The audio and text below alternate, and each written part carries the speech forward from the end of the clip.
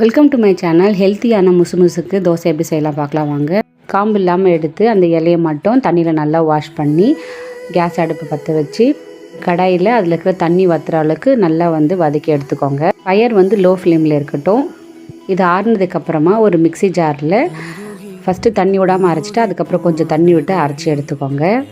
அரைச்ச இந்த இலையை இட்லி மாவில் நீங்கள் ஆட் பண்ணி நல்லா மிக்ஸ் பண்ணி உப்பு போட்டு தோசையாக நீங்கள் சுட்டு சாப்பிட்டுட்டு வரும்போது உங்களுக்கு ரொம்ப நாளாக சளி உள்ளே தேங்கியிருக்கு, வெளியே வர முடியலன்னு கஷ்டப்படுறவங்களுக்கு இது ரொம்ப சீக்கிரத்தில் சளி நல்லா க்யூர் ஆகும். டியூபோக்ளோசஸ், ஆஸ்துமா, சைனசைட்டிஸ் இந்த மாதிரி ப்ராப்ளம் இருக்கிறவங்க இதை ரெகுலராக சாப்பிட்டுட்டு வரும்போது உங்களுக்கு லங்ஸில் இருக்கிற சளியெலாம் நல்லா குறைஞ்சி உங்களுக்கு நல்லாவே டிஃப்ரென்ஸ் நீங்கள் ஃபீல் பண்ணுவீங்க. நார்மல் கோல்டு, காஃப், தொண்டை கட்டி இருக்குது, தொண்டை கரகரன்னு இருக்கிறவங்க தொடர்ந்து ஒரு 3 நாள் சாப்பிட்டிங்கன்னா உங்களுக்கு சீக்கிரத்தில் சரியாயிடும். இந்த தோசைக்கு சட்னி வச்சு சாப்பிட்லாம், இல்லை நட்ஸ் பவுடர் போட்டு லைட்டாக சுகர் போட்டு